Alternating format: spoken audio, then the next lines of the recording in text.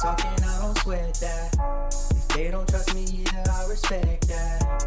But she need down the ride, oh, I bet that. Ooh, I slide for my people, don't forget that.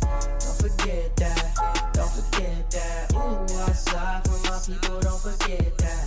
Don't forget that. Don't forget that. Ooh, I slide for my people, don't forget that.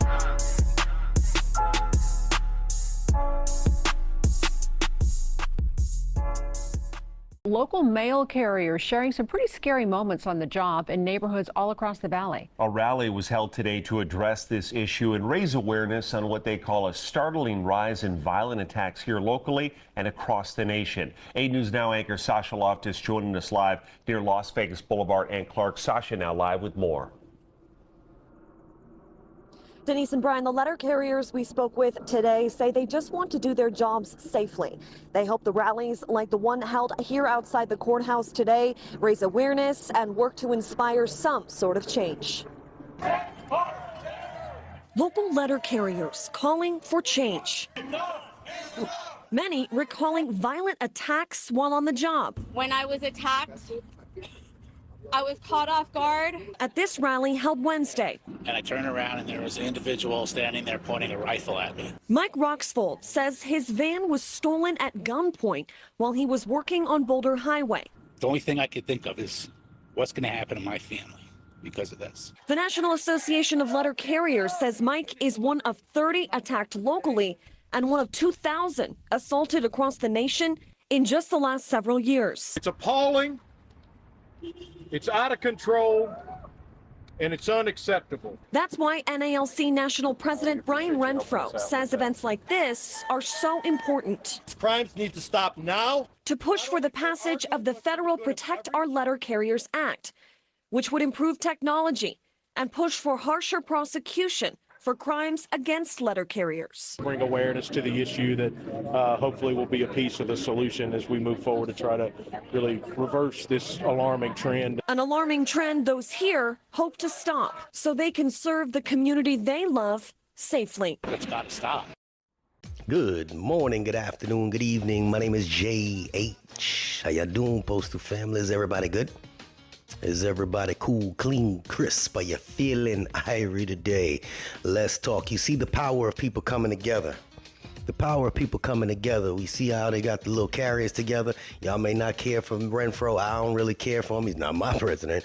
But, yeah, you see what happens when they come together. Carriers, y'all need to do your due diligence and come together. The next time they have that Zoom meeting, y'all need to be breaking the numbers, okay? That's number one. Number two, unfortunately, for all your assistants, mail handler assistants, and like I said, I don't just wait to hear from one. They've been reaching out across the country. I believe this Friday is going to be your last day. The assistants, as well as the processing clerks, PSEs, the non-career employees, they're going to send you home and hopefully bring you back right around the holidays. It's going on nationwide. They cut y'all down to like 24 hours, some silliness, and then this last minute thing. I don't want to dwell on that right now. I want to dwell on the fact that you saw the people in the first clip came together. You saw how y'all came together for the Zoom meeting. You saw this guy in Georgia basically give Mr. DeJoy his ass on a platter. Oh, I'm gonna put up Senator's phone number because apparently you can call the senator directly and thank him directly for what he did, because it is rare that people actually call the senators and thank them. And when you get overwhelmed with phone calls and saying, damn, I did something good, they might actually start doing something good. So one of my partners, I want to keep his name low. He know who he is. He sent me the screenshot. He was like, man, I called him up and thanked him. I was like, well, send me the number so I could share with the Postal family. I was going to claim credit on it, but no, he went about his way, found the phone number. He don't even live in the state, and he called him up and said, thank you for standing up for us. Yeah. So I'd like you guys to stand up. So here's something that's going on right now. And we don't know how far this is going to go, but this is news that some of you want to hear. Wednesday, U.S. Representative Harriet Hageman and Senator Cynthia Zabala, introduced a bipartisan and I don't even know how to pronounce that word, bicameral legislation. I can't see. I don't know why I'm trying this without my glasses. Y'all hold on. It's unprofessional, but it just goes to show that I'm a real person. Okay? Glasses. No, I can't goddamn see. Clearly can't read either. Bicameral legislation, the Postal Operations State Timely and Local Postal Act. If passed, it would prevent the U.S. Postal Service from closing, consolidating, and downgrading its processing and distribution centers nationwide. If such an action would remove the sole P&DC within a state or negatively impact mail delivery. The Senate bill is co-sponsored by, they put some names up there, as part of its Delivering for America Modernization plan. The USPS has begun to consolidate or downgrade many of its existing processing and distribution centers, shifting the bulk of its mail processing and delivering functions to other locations. As part of this shift, USPS has announced plans to downgrade both PNDCs and shift operations to whatever state they're in, leaving Wyoming without an in-state PNDC. So this is personal for them. I understand that, but they're doing this for the whole nation, and they're just trying to get it passed. So I get it. There's not a lot of people that like what's going on. I understand it though. Everybody badgering the whole man over there, have him stuttering. He don't talk like that in real life. When you talk to him one-on-one, he don't talk like that. I'm not defending him. Don't start fretting your face up at me. I told y'all a long time ago, everything runs through logistics. When y'all think that people are just truck drivers, ain't the case, man.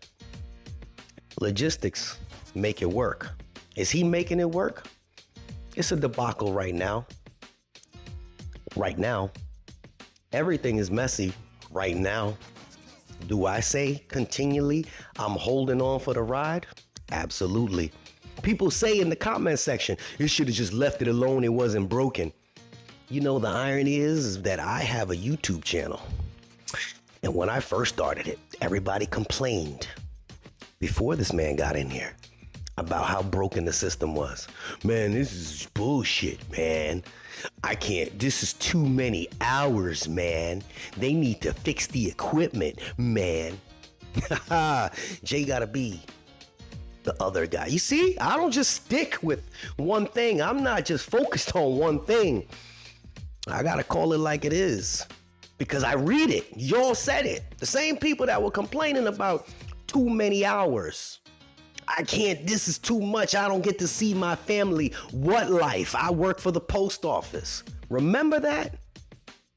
Now, situation has changed. There are some places around the country still that they haven't introduced a bunch of these new carriers that are coming in. The hiring hasn't hit that area yet, usually rural areas. Everywhere else, they're hiring a bunch of carriers. Then they maxed out with all the clerks. Then they maxed out with all the mail handlers. And what people start doing? Mail handlers started getting upset they weren't getting overtime because they lived off of it.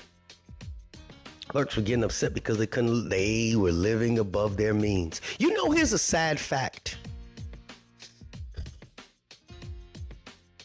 You waiting for it, right? Repossessions are up. Repossessions are up because people live above their means. And they can't blame it that the price of the car went up. No. People lived above their means and went and bought things they couldn't afford, living off of overtime. That's my postal family. That's what we do. I see people in there driving Mercedes trucks and all kind of stuff. I'm like, damn, y'all could afford that off of a mail handler salary? Y'all either got really good credit because what you're making doesn't make sense. But I'm not telling anybody how to spend their money. What I am telling people is that people were complaining before about the machines breaking, about the equipment being old, run down, and broken. And now they started getting new equipment, new forklifts, new pallet jacks, new pit equipment, new tractor trailers, new delivery vehicles. And what are people doing still? Complaining. It's irony. It's irony. People are being forced. Like my man, mailman Nick, I mess with him all the time. He's not getting his 97 hours per week like he's accustomed to. He's down to 82 hours per week. And he's going crazy right now. But people are upset because they're not getting the overtime anymore. They were upset when they were getting too much overtime. So the only way to rectify that is do what? Give everybody pay raises, right? I guess. Can't get pay raises unless we make more money, right? I guess.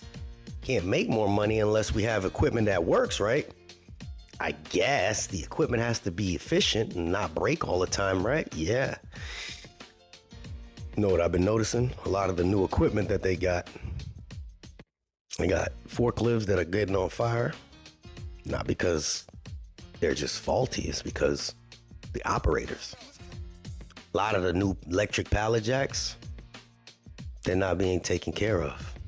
Calling it what it is, man. New tractor trailers, they tearing them bitches up. I love my postal truck drivers. I'm one of you. But I've also noticed that they're taking the seatbelt, wrapping it behind the seat. I was one of them. I didn't go front like I wasn't. Wrapping it behind the seat. Because in the tractor trailers, we can't go into gear unless we have a seatbelt on. So what they were doing, it was hiding it, tucking behind the seat so they could just drive. Well, the sensor was going bad. And then we couldn't get it to go into gear regardless. We were getting up our own equipment. Tearing our own shit up. Got new stuff and tearing it up. Can we blame DeJoy for that? Like I said before, the vision of making this post office better started back in the 50s and 40s. Exact same layout of planning was done way back when. But this man is putting it forward. Do I think he's doing it correctly? I don't know. I'm not one of them up top.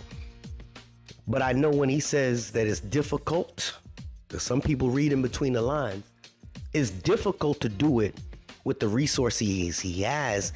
And basically, he has an oversight committee. He has me, he has you, he has all the people in the Senate telling him what he can and cannot do, which is different than being a private business. Private business, they don't have to answer to anybody. Right now, they have to answer to us. So everything that they do, Mr. DeJoy, is being scrutinized by Senate, Congress, us, and our unions. Think about that. They tie his hands and say, figure it out. They grip him a little bit tighter. Figure it out. Damn, Jay, you sound like you on his side. Nope. Tell him what it is.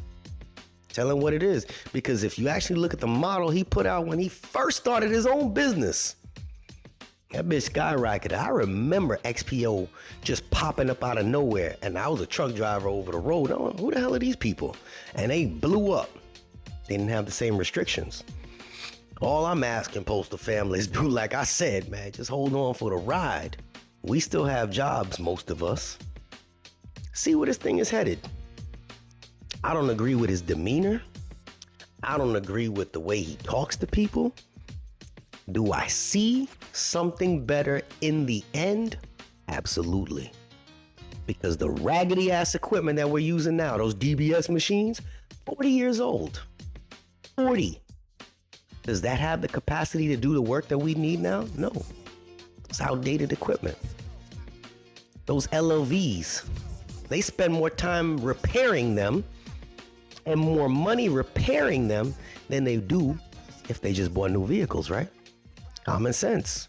If your personal vehicle kept breaking down, you got to spend $800 every month on it. Wouldn't it make sense to just go get yourself a new vehicle? Look at it as your own business and see what makes sense. Because What we wanted back then was better stuff to make our jobs easier, right? That was being implemented. And we're complaining, oh, they're taking our work. We're not getting enough hours. Shit is raggedy. The new stuff is garbage. They got the Pro Masters. People hate them. Shit, they got air conditioning. They got Mercedes. They hate them. These new NGDV vehicles coming out. They hate them. They ain't even drive them yet. It's our nature not to want change at the end of the day. What more can I say? I'm still on everybody's side here. But I said from day one, hold on for the ride. It can't be stopped at this point. It can't be. Do your own part.